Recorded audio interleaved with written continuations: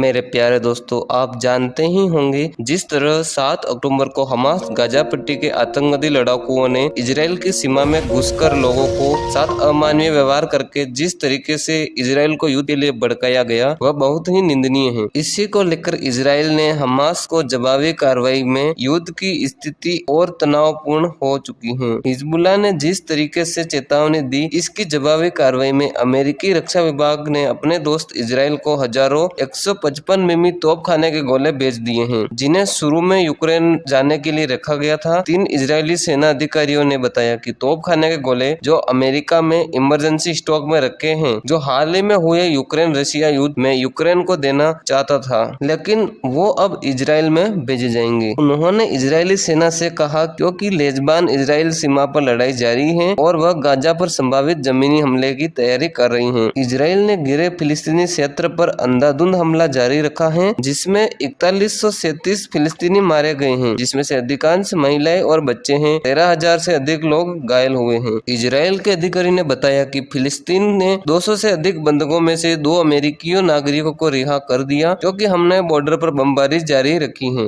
Israeli अधिकारियों के अनुसार फिलिस्तीनी आतंकवादी समूह द्वारा 7 अक्टूबर को गाजा पट्टी से एक चौंकाने वाला हमला शुरू करने के बाद इजराइल ने हमास को नष्ट करने की कसम खाई है। इसमें कम से कम 1400 लोग मारे गए, जिसमें से ज्यादातर नागरिकों को गोली मार दी गई, काट दिया गया या जला दिया गया। अमेरिकी राष्ट्रपति ने शुक्रवार को कहा कि उन्हें उम्मीद है कि गाजा के लिए सहायता अगले 2 दिनों के भीतर मिस्र से राफा क्रॉसिंग से गुजर जाएगी। एक समझौतों के तहत उन्होंने नागरिकों के लिए आपूर्ति के 20 ट्रकों की अनुमति दी थी, लेकिन विश्व स्वास्थ्य संगठन के आपातकालीन निदेशक माइकल रयान ने कहा कि बिडेन का 20 ट्रक सौदा जरूरत के सागर में बूंद था और 2000 ट्रकों की आवश्यकता थी। 7 बच्चों की मां फदवा अल नजर अपने परिवार के साथ उत्तरी गाजा से दक्षिणी शहर खान यूसिस में संयुक्त राष्ट्र शिविर तक पहुंचने के लिए 10 घंटे तक पैदल चली। उन्होंने कहा, मैंने अपने नजरों के सामने कारों को हमले में क्षतिग्रस्त होते हुए देखा और उन्होंने ये भी कहा, हमने शवों और अंगों को फटा हुआ देखा और हमने यह सोचते हुए प्रार्थना करना शुरू कर दिया कि अब हम मरने वाले हैं। दोस्तों प्लीज आप कमेंट में बताइए कि आप किसको सपोर्ट करते हैं, हमास को सपोर्ट करते हो या